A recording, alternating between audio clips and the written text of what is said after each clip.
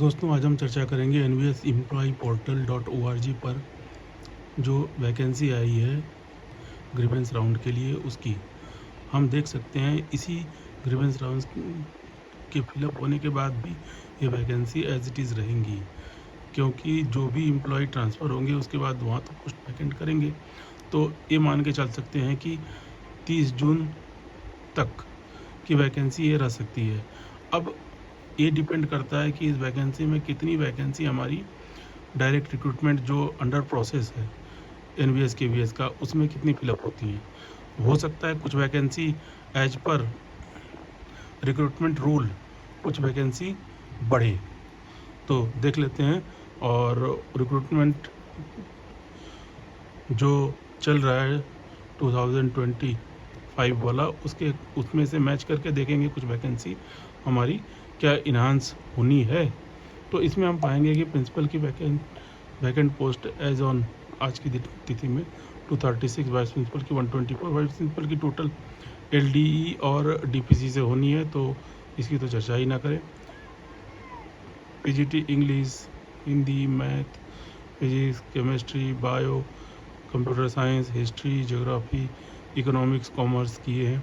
अब ये वाली जो डायरेक्ट रिक्रूटमेंट की प्रोसेस है, चाहे 2025 में हो या फिर अगर कंप्लीट नहीं हो तो 2026 में भी आगे आ सकती हैं।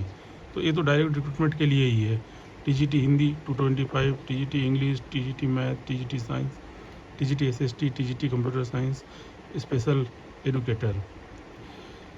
क्रिएटिव टीचर की बात करें तो ये भी डायरेक्ट रिक्रूटमेंट में इंक्लूड होंगी। 124, 156, PET male, PET female, art, music. Third language में थर्ड लैंग्वेज का हमने देखा है TGT Marathi, TGT physical education 72। तो इस तरीके से वैकेंसी है। और ये जेएनवी कैडर पर जेएसए एलडीसी की जो वैकेंसी है 408 है। इसमें डीपीसी से कुछ सीटें रहती हैं, कुछ कंपेंसेट ग्राउंड पर रहती हैं, तो सब मिलाकर के जो भी हो। लेकिन हम डायरेक्ट रिक्रूटमेंट की अगर बात करें तो डायरेक्ट के लिए ये पोस्ट डायरेक्ट की ये पोस्ट टोटली डायरेक्ट रिक्रूटमेंट की है। पीजीटी में 25% to 10% डायरेक्ट रिक्रूटमेंट की है, 75% to 90% डायरेक्ट रिक्रूटमेंट की है, 10 to 25% as per recruitment rule DPC या एलडी की है। और प्रिंसिपल में एज पर डीपीसी एलडीसी जो है वो है, उसके अलावा सब डायरेक्ट की है। तो इसको देख लें, देखते हैं कितना क्या होता है। लेट अस सी।